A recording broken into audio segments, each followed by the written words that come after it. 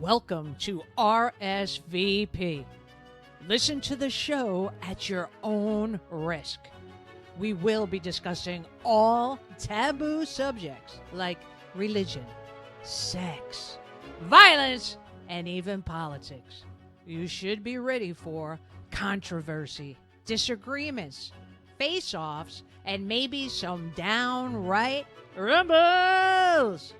Well, sit tight and get ready for this week's episode. And by the way, if you're squeamish about obscenities, don't listen to our fucking show!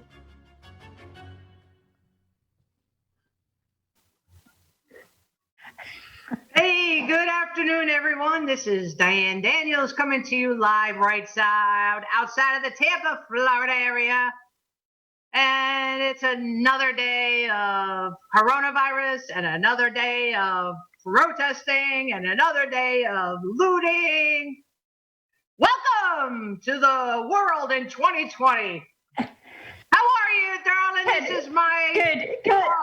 I'm great. Desmond. I'm great. Look, can we just skip 2020 already? Like, I have seriously had an absolute gutful of it, and I'm over it. I've had it up to here. Yeah, I got you. I'm ready to fast track and just move on. Let's just wipe the whole thing out.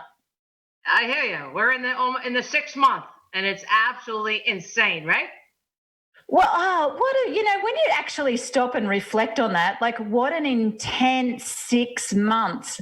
And it's this whole world changing, like, for individuals and countries. And I don't know, like, it's almost sort of like unbelievable. It feels a bit surreal, really. Well, let me ask you something. When it was New Year's Eve, December 31st, 2019, were you like, 2020, I can't wait for 2020? Yeah, Sean and I were saying 2020, it's our year. Yep. Sean's going, I've got a really good feeling like 2020, it's going to be our year. It's going to be our year. What a load of fucking shit that turned out to be. The whole thing's just gone to the pack, I tell you. Same thing. I was like, that sounds so cool. 2020. Screw 2020. We don't want 2020 anymore. Let's get through this crap and move on. All right, I got a question for you. You ready? I got a question. Yeah. All right. If a person from Mexico, called me a gringo, yeah, is that racist or what? Well, yeah, I think that it's racist. It's the same as somebody calls me bloody white privileged or whatever it is. It gives me the shits because, and I don't get how we're talking about racism and race, right, which is like he said, she said, everyone pointing their fingers at each other, but no one's pointing the fingers at themselves and having a look at their own selves. So, yeah, I think that's racist. All right, so let me tell you what it actually means, all right? So the word gringo, is slang in Mexico. It just means you're from the United States of America. They don't give a shit what color you are. They don't care what the hell else is about you. All they know is that you're from the United States of America. So now that you know that, if they called me a gringo and you were with me and we were walking, should I be offended?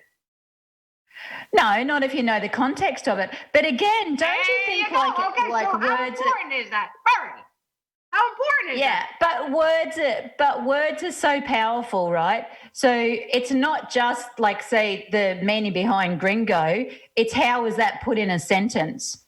That's what changes things with words and wording. No. It's the connotation, how they use their voice. Okay, so if I that's right. Oh, I make believe you're from America. I know you're not, but let's make believe. And I'm from Mexico, okay? And I go, oh, gringo, right? Is that your Mexican accent, love? Yeah, I guess so. How do you feel about that? You're right. You know what it means now. How do you feel? Yeah. How do you feel? Yeah, no, okay. But if you said, I'm going to change it. Sorry? You ready? I'm going to change it now. You ready? Okay, go. Dear fucking gringos. What the hell you doing in my country?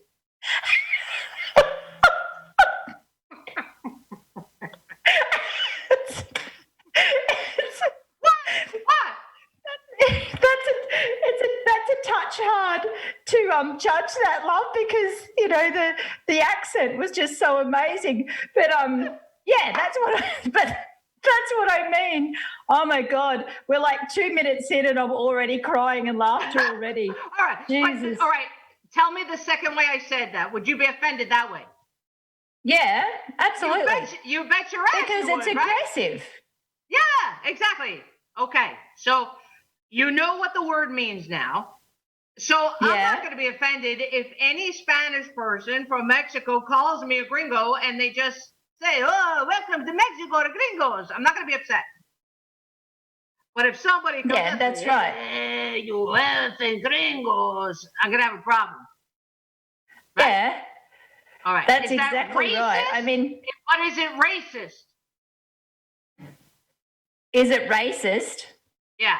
Well, you know what? I've been doing a bit of research around this week, and apparently the difference between racism and racial discrimination is, and I'll get my little notes here, racism is based on the belief that your own race is superior. So therefore, white people are never going to be able to apparently experience racism because we are born. Bertie, you're going ahead of the freaking. You're going way ahead of the game here. I'm talking about the freaking Mexicans, okay? Is that racist? What the Mexicans say? Is it yes or no? Is Mexican? Is he a race or what? Yeah, if he's saying that. If he's saying that second time way, I find that offensive and racial. Yep. Okay, so is a person who is a color of brown, is that a race? Well, I don't know. They say that it is, isn't it? Yes, they say that it is. Okay, so whatever man-made freaking laws and definitions and crap they came up with, it is based upon a person's color, a patient's bone structure, freaking all this other crap. Yeah, so they're saying if you're white, black, brown, yellow, green, orange, I don't give a shit, whatever color, that's your race. Yeah, exactly. I mean, because it's based on color, right? So it's pissing me off actually is Black Lives Matter, right? So if Black Lives Matter, what happens to all of the mixes of all of these other colors? So are these people also too not included in Black Lives Matter, or are we only saying Black Lives Matter because it's about black people? That's what we're talking about. Black people. Black people. Yeah, but it's all lives matter, right? Whether you're black or you're orange or you're brown or you're white or you're pink, all lives matter. They do matter. But let me tell you what's going on, okay? The problem is that the statements being communicated are not being communicated properly. Yeah. So when a person who's black says Black Lives Matter, they're trying to just tell you that they matter. They're a human being. They're the same as you and me, the same as everybody, every other human being. And there are people out there who hate them, who want to kill them, who want to beat them, who think they're better than them. So that's why they're saying Black Lives Matter, because there are still many people out there, no matter what race they are, that treat them differently. They treat them beneath them. That's why they're saying that. Still, if to be inclusive in society, if we're not going to judge people based on color, don't do Black Lives Matters. Do all lives matters. Be included. Because if we're going to stamp out racism and prejudice and discrimination and all of those terrible things that have been inbuilt in our society for hundreds and hundreds of years, then we have to start using language where we are inclusive of each other. So I don't see how saying Black Lives Matters is an inclusive statement, because and I understand what you're saying about why they've chosen that. However, again, if you want to be included, then let's be included. Let's do it together. Because and that's fine. just That's by fine, saying Vern. Black Lives Matters, it gives you that impression that everybody else's don't. No, but that's the way you're taking it. Okay, just because you see 3 words, that's the way you're taking it. Okay, It's but not that's the not way what it that meant. That's not what it meant. It's not the way that I'm taking it. It's Yeah, it if is. you saw it's the same as the Gringo thing, right? If you saw a statement that said all lives matter as opposed to Black Lives Matter or Green Lives Matter or Yellow Lives Matter, which one gives you the impression that we're all in it together? Okay, but the problem is we're not all in it together, Bern. Well, we are all in it together. If you want to we're have not. change, yes, No, we we're are.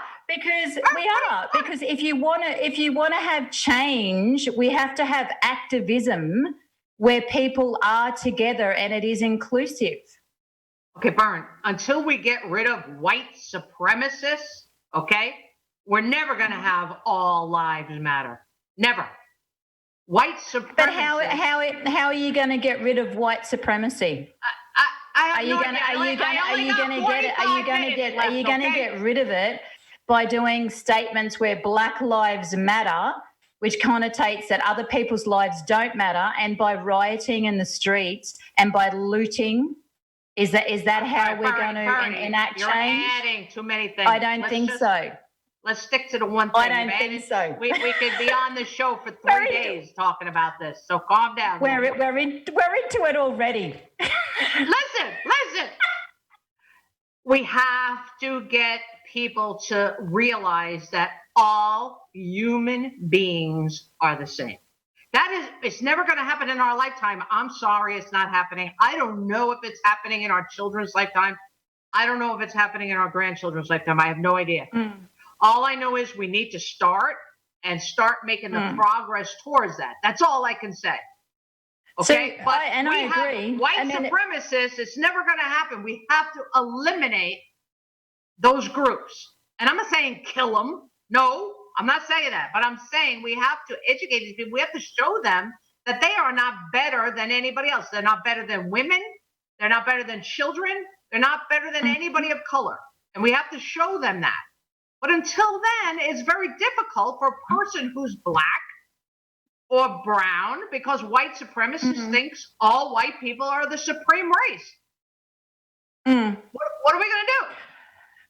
Well, that's what I mean, though. But what I'm saying is that when we see activism, activism that enacts change are things like that football team where they went and, they knelt on their one knee for the 8 minutes and for the 40 seconds. We'll get to that. Right, that enacts change, right? All right, Inciting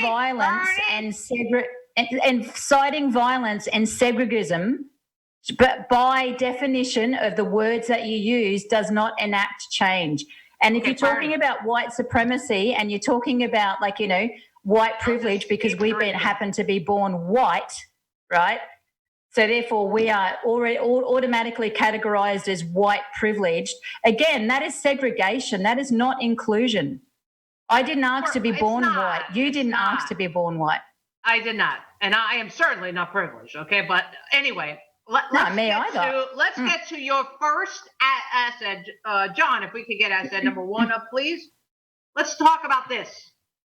Yeah. I want to talk about change. What the hell how are we going to change when we got this shit going on? Yeah, and this is a classic example of what I mean. I mean, it's despicable, it's disgusting, it's just, I don't even know whether these guys are thinking that. Explain to our viewers and our listeners what this is. Well, so what we're looking at here now is this apparently is called #George Floyd Challenge, and it's a group of 4 pictures where these guys, they're all white, they've got a guy on the ground and they're enacting like George being on his back with his hands behind his back and like the knee on the neck. So basically they're going through and they're enacting exactly how George was murdered, because George, I think, was murdered, right? So, and I look at this and I go, what the fuck is wrong with these people? And not only is what's wrong with the people doing it, but what's wrong with the people taking the photo and then spreading this stuff all around.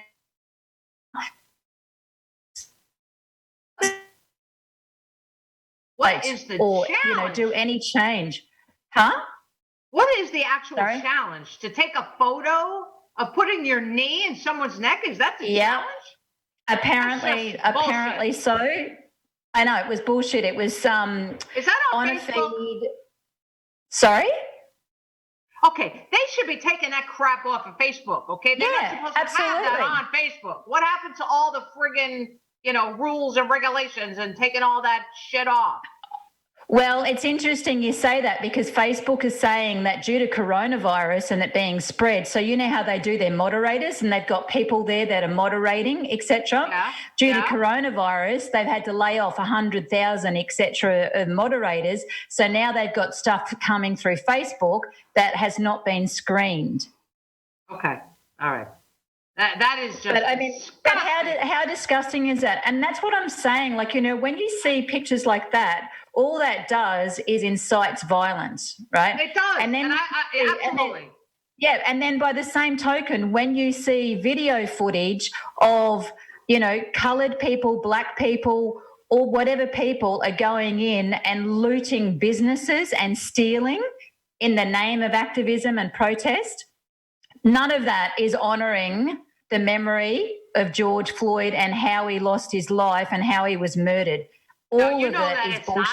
We all know it's not, right, Bern? Okay, that is an excuse. Okay, those are separate people. They're not part of the protest.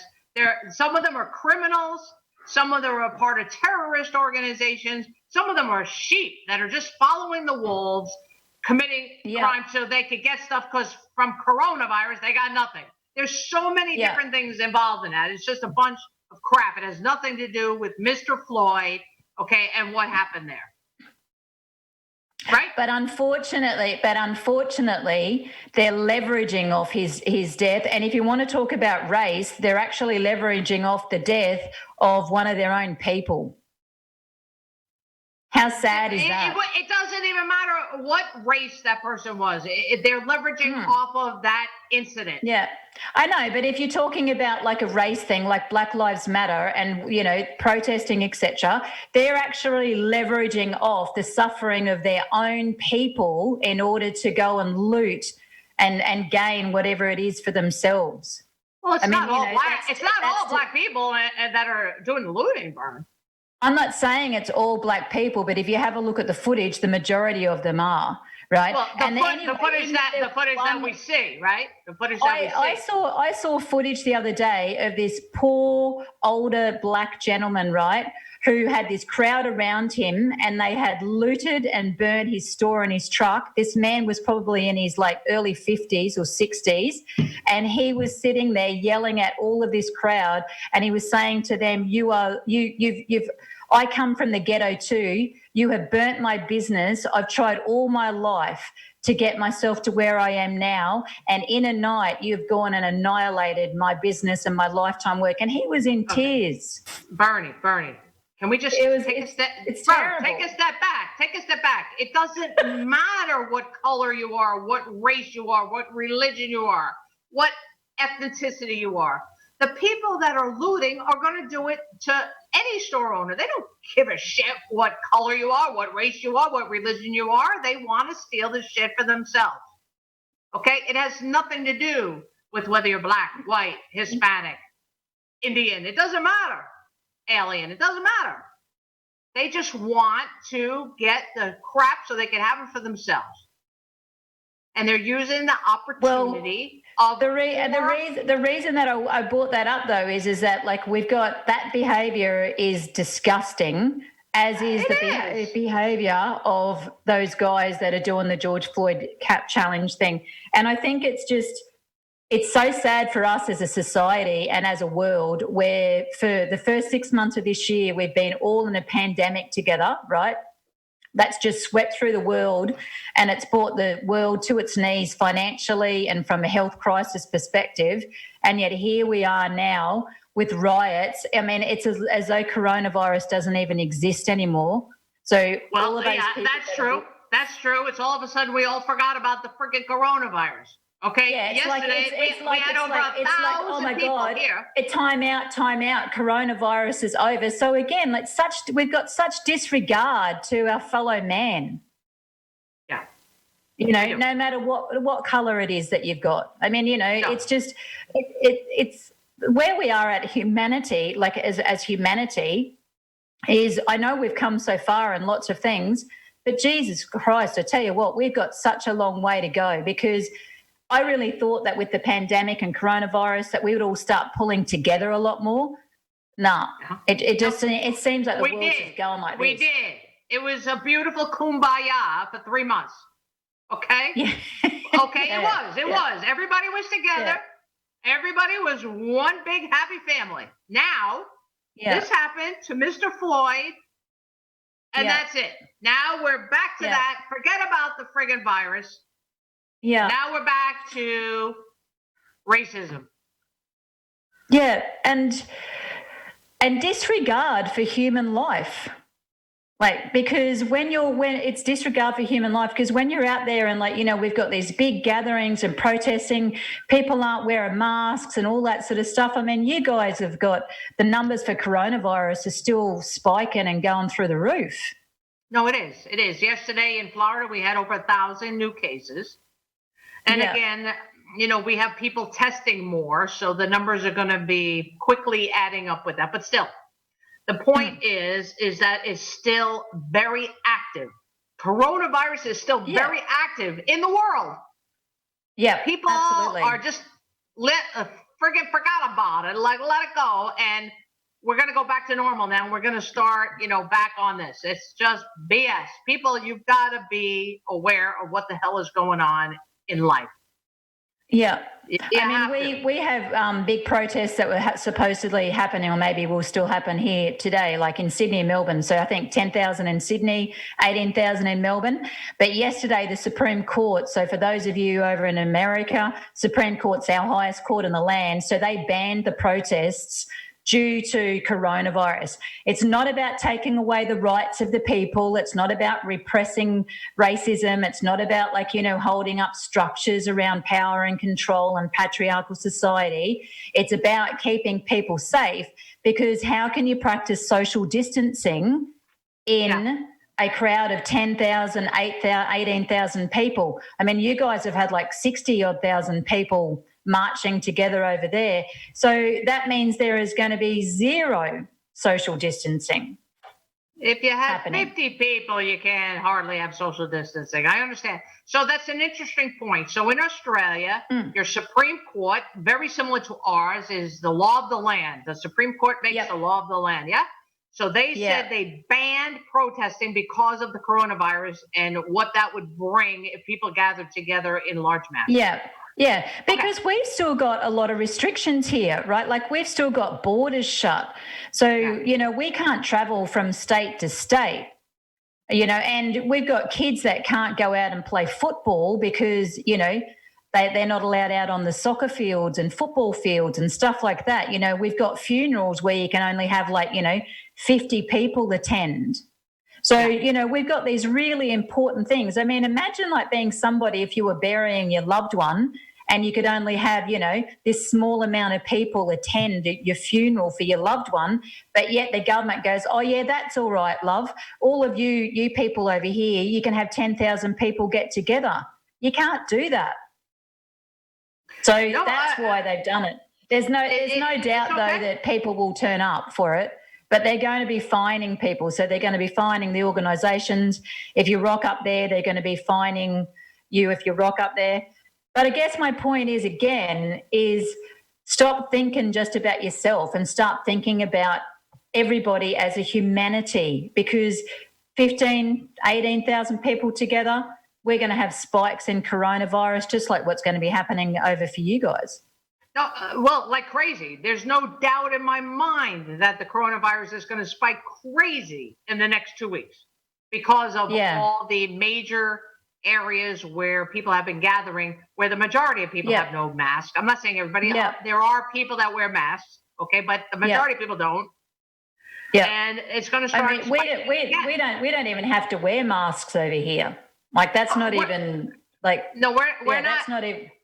We're not mandated to wear masks, Mm. but we're encouraged because we know how it's spread.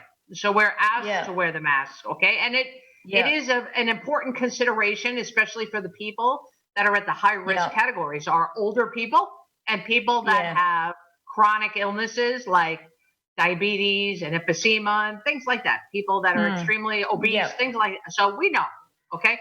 Yeah. But there's no doubt in my mind that the cases are going to spike like crazy. And we just opened up the bars here in America for our phase 2. Okay. Well, specifically in Florida. I don't want to speak for every state because every state is acting individually. But here in Florida, we opened up our bars. Now we're in phase 2. And we're allowed to have bars open at 50% capacity. I will tell you right now, and I'm sitting here drinking my wine, I will not be going to a bar because there is no way that you can drink and be able to consciously keep yourself apart from people and protect yourself and others from the virus when you're in a bar drinking and all of a sudden you're drunk. No way. No way. Yep. I mean, couldn't agree with you more. We just had like the pubs and stuff like that open up for 50 people. So you can have 50 people come in, have lunch. They haven't actually opened up the bar areas of a pub yet. So you can go up to the bar now, I think, in New South Wales and order a beer, but you can't congregate around the bar. So, and you've got to kind of be doing it like when you're actually eating and stuff like that. Yeah, I think we're going to see a problem with that coming down the line. But hey, let's get to number 2. I got a little video. I'd like you to take a look at it. I want you to tell me, Bernie, if you think this is racist. Okay. Mm-hmm. This is our.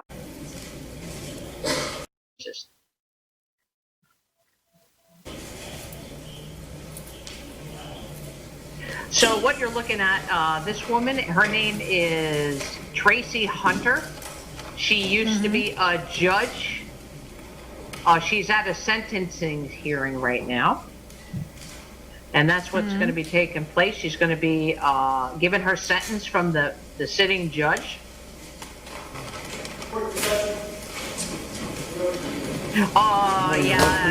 We started it at 37:35. I don't know what happened.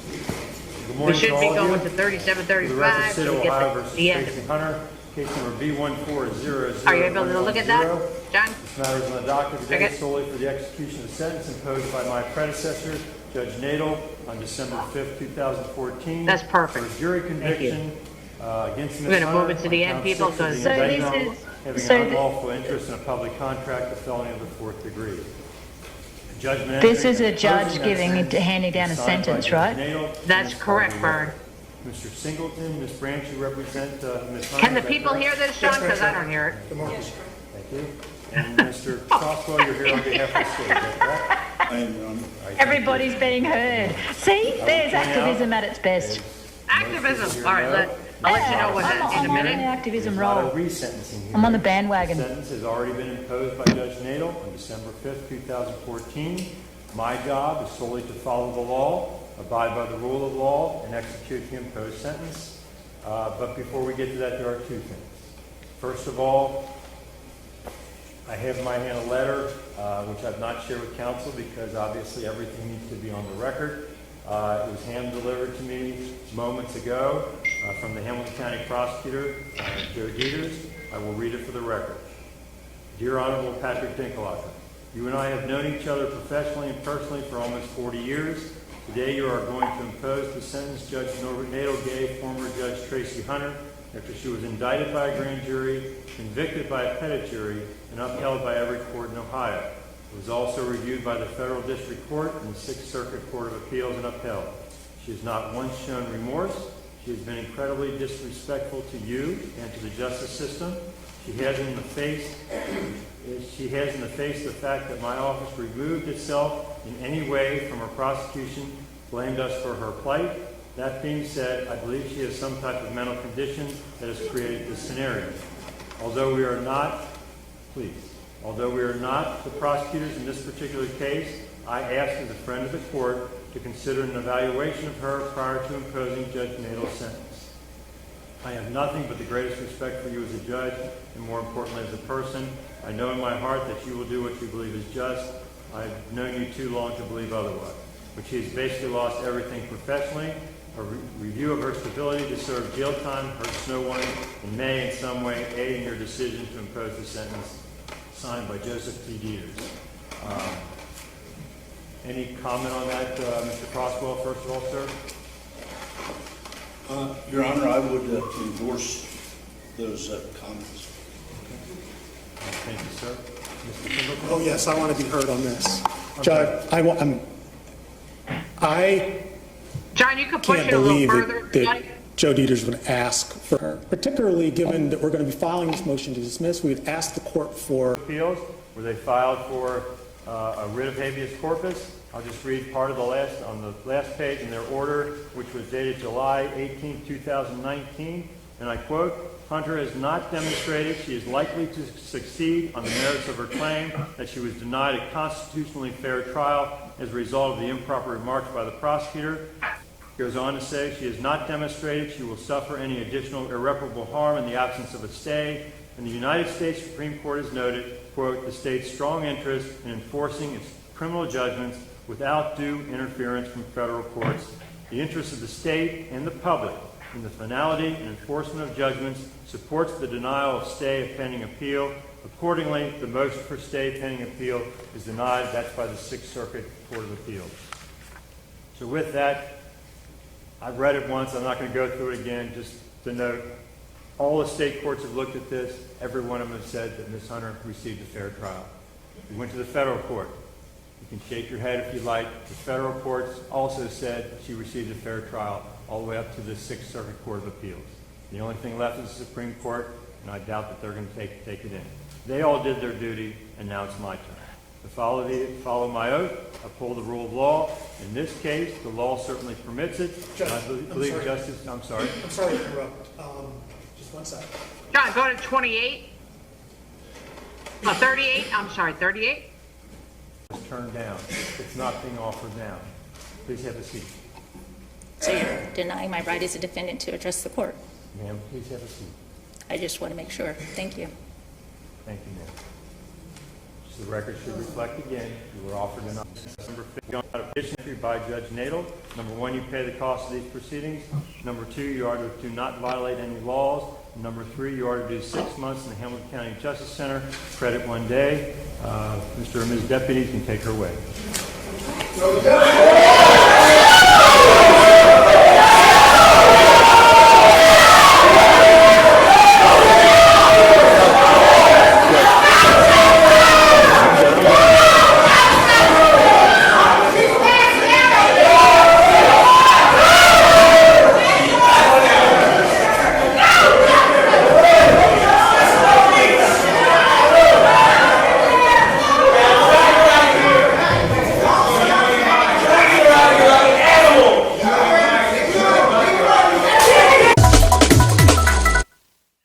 All right, Bern.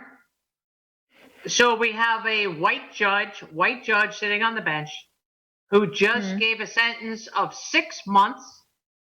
And that is Judge Tracy Hunter. She used to be a judge previously, and she was sentenced to 6 months. And at the announcement of her sentence, she decided to sit in protest, and a sheriff who just happened to be black had to drag her out of the courtroom. What do you think about that? I don't think that's racism. I think that that's I think that the black woman, the guard, put her in a really bad position because she was just doing her job, right? And obviously, Absolutely. she had to be removed. She had to be removed from the room, and then she made the decision to go, well, you know what, I'm going to be like a sack of potatoes, so you're going to have to drag me out of there. The woman wasn't doing it forcefully or anything like that. And obviously it had been a court process, so the sentence was handed down. Obviously she'd already been through lots of processes prior to that. So no, I don't think that that's racism. I think that that's somebody doing their job. Absolutely. Okay, so you're 100% correct. And doing it very well, I think too. Like, you know, she was really perfectly calm. And you know what? That was a black woman and a black woman. She was careful. She was trying to protect the woman as she tried. Now, at that point here in America, let me know how it is in Australia. But when you've been convicted and sentenced, you no longer have any more rights as a citizen of the United States. You are a prisoner of the court and you are sentenced. You're taken to jail. Yeah. How is it in Australia? Yeah, that happens here too. Like, you know, like, so, and if you're handed down a sentence, then the expectation is that you're going to be removed from the room, and you're going to be removed from the courtroom, and you're going to be going to taken to whatever facility it is that you're going to be taken to. I mean, and we still have, like, they still have rights here. They're like, you know, so you have the right to a lawyer, and you have the right to like civil rights and all that kind of stuff. Talking about that too, like this kind of relates to one of the things over here at the moment. Part of the Black Lives Matter protests is about Indigenous Aboriginal deaths in custody. So, and they're saying, like, you see all these banners going like, oh, you know, like we've had 500 Indigenous deaths in custody over X amount of years, right? And this is the stuff that really gives me the shits too, because get your facts right, people. So the actual facts are, and this is deaths in custody in Australia, right? And this is from 2013 to 2018. Indigenous people, males 312, females 16. So a total of 328 Indigenous deaths in custody, right? We're not talking murders, we're just talking deaths in custody. Non-Indigenous males, get this number, 1,444. With females, 57. Total, 1,501. So over here, the spark for the Black Lives Matter movement over here, if you like, is Aboriginal deaths in custody and like how horrific these numbers are. Get some perspective and get your facts right, people, because we've got 328 as compared to 1,501 white people died in custody in Australia from 2013 to 2018. Those numbers are horrific, whether you're black or white. Who wants to have deaths in custody? Who wants to die? Bloody nobody, right? No, nobody. And who knows? Nobody. You know, so this is the sort of stuff too, like, again, like violence, inciting violence and misrepresentation and misinformation. Get yourself informed before you go and take up arms against people. Yeah, and no, not one death is too many. One death in custody is too many. It doesn't matter what color you are. But people are going to die of natural causes when you're in custody as well, too, right? So these are deaths. It's not broken down to how they actually specifically died. Of course. And I imagine there would be deaths from, like, you know, inmates against inmates and all of those kinds of things. But again, don't splash this big thing out there saying that, you know, Australia, the bulk of Australia is racist because we deliberately have, like, caused 500 Indigenous deaths in Australia when the actual numbers are we've got 1,501 people that are of other colour, whether they're white or whatever it is, but they weren't Aboriginal. All right, let's take a flip on this, okay?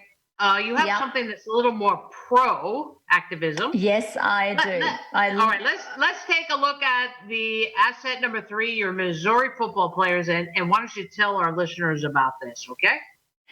Yeah, so activism is all about enacting change. So I absolutely love this. So this is a picture of the Missouri football players. So they've marched from campus to the courthouse. They've knelt for exactly 8 minutes and 46 seconds to honour George Floyd. Then 62 of them registered to vote. And this is how change happens. It was peaceful. It was respectful. There were people of all colours there and all races there. And I just think the images, when you see it, they're so poignant. And if that doesn't actually reach into some part of like your soul or your psyche and go, you know what, if we really want to have change, this is how we can do it, people. We don't have to fight. We don't have to scream. We don't have to be slinging mud at each other. We don't have to be using any kind of discrimination. This is what I mean when I say, you know what, we're all in it together. It's not just Black lives that matter, all lives matter. And not only that, then these young people, because over in America, you guys, you know, have the opportunity to vote or not. In Australia, we're made to, but you guys have got the choice to do it. So then these people enacted their rights, these young people, and go, you know what, I want to make a change for my country in the future. So I'm going to stand up and I'm going to vote. And these young people, because they've actually acted like this now, imagine what they're going to be able to do when they start voting and they become young adults and they go out there into the world.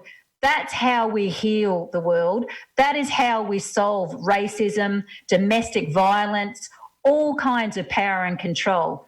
You know, like we've got over 30,000 deaths per year from domestic violence, right? Over 85% of that is females by their male partners.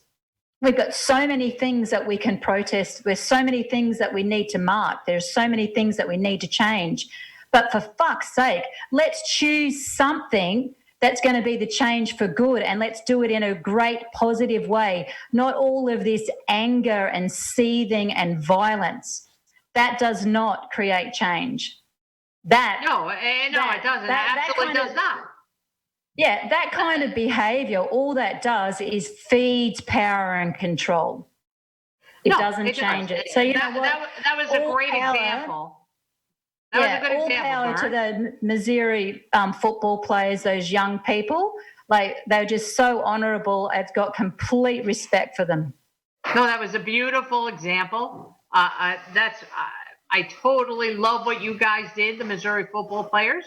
Honoring what happened to George Floyd, saying that that was totally not acceptable at all. Right. No matter what your color was or who you were, that was not acceptable. And they did that, and they marched, and that was a beautiful, beautiful homage to George Floyd. Beautiful. Yeah. Okay? That's what we need to do all together, no matter what color you are, what your race, what your ethnicity, what your sexual orientation, all of that together. It doesn't matter. We all should be here together. Right. And that was beautiful. That's Good for you, Missouri. Right. Good for you, Missouri. All right. Yeah. I got another video for you. Okay, and this is asset number 5, a little audio video. Let me see where we are. Okay, that sounds good. Put that on and we'll talk about that. Okay, look at here now. What do you think about this? If a Black woman called you or I a cracker, white trash, or redneck, do you think that's racist, Bernie? Yeah, I do. And I mean, this, I guess, is my point, right? Like, you know, language is so important. So words that you use, how you use them, what context they're put in, your tone of voice, etc. So it's the opposite of what we just showed there, right? Like, you know, and these are small incremental changes that we can enact in society, which is how we talk to each other and what we say and what we don't say. So, you know what, choose your words wisely. You know, if somebody says to me like, oh, you know, like, you're white trash, then, or, you know, or I say to somebody, you know, you're, you know, over here in Australia, like, you know, one of like the worst things you can say to an Aboriginal person is to call them an abo, right? You know, it's just it's so terrible, and all it does is creates all of these divides, and every single person walking the planet can make those changes. You know? No, I know that they can, Bern, but let me bring you back to how the word cracker originated, okay? Yeah. So going way back into the 1500s, back in William Shakespeare's time, there was an actual play where a character was described as a character, and that was because that character was pompous and opinionated. Okay? So a cracker back in the time of Shakespeare was pompous and opinionated. Then it moved forward to the 1800s and early 1900s when the Irish and Scottish started immigrating to the United States. And they were called crackers because they were unruly and they were poor. And they migrated to the Carolinas, North and South Carolina, Georgia, and Florida. And they were called crackers because they were unruly and poor white folk from Ireland and Scotland. Okay? Mm. Yeah? All right. Yeah. All right. And then in the 1940s, in inner cities where we have projects and ghettos, the Black Americans started calling white people crackers because they were bigoted white folks. So there's your brief history on the word cracker. So if a black person calls a white person a cracker, it means they're bigoted white people. Do you think that's racism? Yeah. Yeah. Why? I mean, Why? And go back to like the Irish and the Scottish, right? So they've been called crackers too. Yeah. So they're like, obviously their skin color, right, is not black, and then they're not brown, so they're classed as white, etc. Well, you can have, whoa. Let's hold off a second. You can have an Irish or Scottish lass or laddie that can be black or Irish or brown Irish. But when we look at the bulk of them, they're European, right? So if you're talking about race is about color, right? So if you were Irish and you're white Irish and someone calls you a cracker, and you are a black Irish and someone calls you a cracker then, right? Mm-hmm. So is that racist, more racist because that person's black or that person's white, even though it's a derogatory term used for both of them? No, I do not think it's racist, Bernie. I think it's a discriminatory term. Okay, they're saying that I'm opinionated, I'm bigoted. They're not saying my race is superior to them or their race is superior to me. But isn't their opinion about superiority? But isn't their opinion saying that, like, making a judgment that I am, because of this color of my skin, that I'm opinionated and I'm bigoted? Is that not racial? No. When you don't even know who I am? Why is that racist? They're not saying that they're superior to your race. They're saying you have your opinion. Do you not think that somebody making an assumption like that based on the color of your skin, because that's what it's about, the color of your skin, having that opinion, that they think they're superior just by having that opinion when they don't even know who I am? Come on. No. Absolutely. Come on, Bernie. They're just saying, that the people they have met are opinionated, that they've been bigoted. They're not saying that they are superior to the white people. They're not saying that. That's prejudice. That's not racial. You know what? It's not racial. I think, like, if you went and put that in context to somebody, so again, going back to what we were saying before, how you put stuff to people, right? So, your Gringo thing that you said before. So if somebody's going to come at me and call me white trash in a sentence that is saying, like, it's aggressive or whatever it is, then your connotation on that is going to be different to somebody saying, like, oh, you know what, you're just a cracker. Okay. But Bernie, it's still freaking discriminatory or prejudice. It's not racism. I reject the notion, right, that racism is exclusive to black people. I fully reject that. I don't think it's exclusive to black people. Of course not. It can happen to any race. But it is, right? Because the research that I've done this week, which is what I don't agree with, is that they're saying due to the colour of our skin, and racism is about thinking that your race is superior to someone else's. So it's putting all of us white people in this basket, saying that we then cannot actually experience racism because of the colour of our skin. No, of course white people can experience racism. Of course. Of course I can. So can, They're saying by the definition, but they're saying by the definition of racism and discrimination that white people can't, because our society is built on the patriarchal things, which gives white people, just by our skin color, we are classed as white privilege because of our power structures. Okay, let me ask you a question. And I disagree with that. Birdie, wake up. Birdie, right, let's move on. Let's move on, right? Birdie, get on to some funny stuff. Come on, Jesus Christ. No, don't you Jesus Christ me. He's not going to help you here today, woman. Let me explain something to you. Jesus will always help me. Always. He's left the building. Right. He's out. All right. But let me get going to back your to video. what we were talking about before, though. Hey. Going to what we were talking about before, though, is having open debates and honest and respectful debates like what we're having now. We need to have more of that, right? And we need to have more. We need to have more conversations. The things that I am grateful for about the Black Lives Matter things, is that it's opening up conversations that can happen respectfully and open, so that we can all have a good, long, hard, bloody look at ourselves and go, you know what?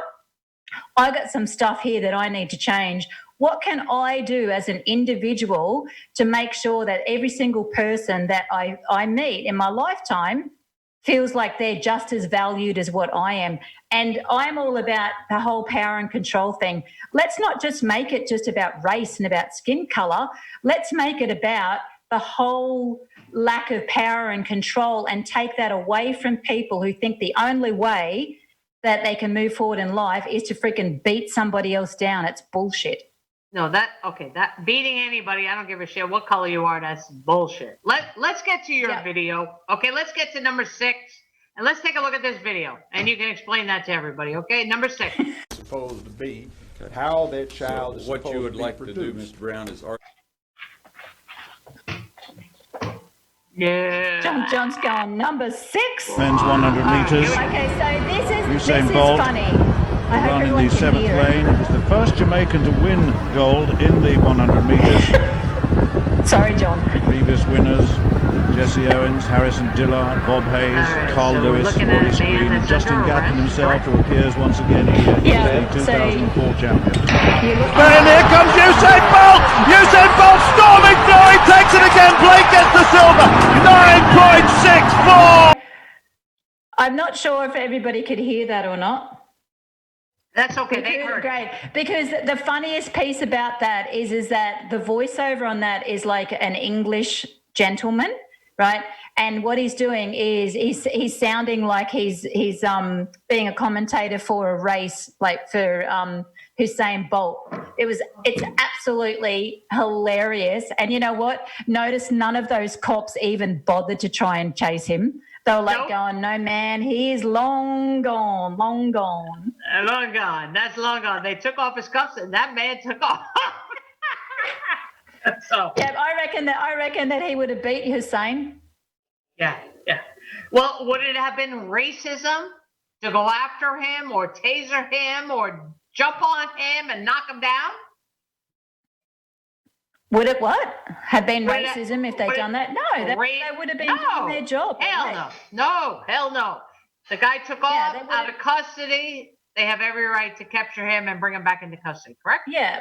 I mean, yeah, exactly. I mean, they decided not to, God bless them, because they knew they would never be able to do it. But again, if they did do that, that again is not about race. That's about these people being in a difficult situation and they were trying to arrest somebody and then he took off. So part of their job is apprehending people. Mm-hmm. Absolutely. Correct? You know? Absolutely. Yeah. And obviously if you use excessive force, that's not okay. That's not what we're talking about. No, that's another show. We could go on for 3 days on that. No. I know. We could go on and on and on. Oh, my God. All right. Anyway, let me get your final thoughts on this, because then we got to spin the wheel and see what we're doing next week. So give me your final thoughts. Cool. My final thoughts on everything today. Well, my final thoughts are let's speak respectfully. Let's be open. Let's be honest. And you know what? Let's not put a label on something just because it's going to incite people. So get your facts straight, get yourself informed. And, honestly, I just go back to those Missouri football players. If we had more people leading from the front like that, and leading like that in their lives and in our workforces and in their families and in government and in positions of power, imagine the changes that we could put forward then. You know what? So those young people, how they did that, Donnie, if you're having a look at that, you might want to take, a note or two about what they've done and how they've done it, the same as everybody else. Be respectful, Try and love yourself and tell it what? We need to be respectful for each other, no matter the color, the creed, the ethnicity. We need to be respectful to each other. We're human beings, period. Yeah, all of us. Yeah. Even me saying that I'm Australian and that you're American, it's just that you live in America and I live in Australia, right? That's all. That's all it is. Yeah, exactly. How our whole identity, though, is that we're part of humanity. So if we want to have a better human experience, it means we need to be better humans towards each other. So let's leave it at that. Let's all be better humans, people. Let's all respect each other for what we are. That's it. Period. We got to spin the wheel, love. You ready? Oh, look, yeah, love. Look, I can only see the corner of it. Like, for God's sake, will you get it in the frame? Oh, look, there she is. Oh, it's a wild card, babe. What is it? Huh? Wild card. Oh my God, I love wild cards. That's what I mean. It's like open slather. It's like anything goes. It's open. No, we'll have to think about that because that's a lot for us to think about. So we'll think about it together. We'll come up with our subject that we're going to talk about, and we'll post it on the R.S.V.P podcast taboo topic Facebook site. And we'll get back to everybody and let them know what we think. If you have any information and you're listening to our podcast, go back to the video and go to our Facebook page, which is RSVP podcast taboo subjects, or go to webeamtv.com and take a look at RSVP. We appreciate any email, talk@rsvppodcast.com. Thank you so much. And we put our money where our mouth is. So if you've got a different opinion to us or whatever it is, we don't care. We want to hear it, people. Bring it on in. Bring it on, baby. We're ready. We're ready for you. We're all about bringing in transparency, right, Bern? Absolutely. All right, all love. Lives matter. Till next time, love. Later. Welcome to R.S.V.P. Listen to the show at your own risk. We will be discussing all taboo subjects like religion, sex, violence, and even politics. You should be ready for controversy, disagreements, face-offs, and maybe some downright rumbles. Well, sit tight and get ready for this week's episode. And by the way, if you're squeamish about obscenities, don't listen to our fucking show!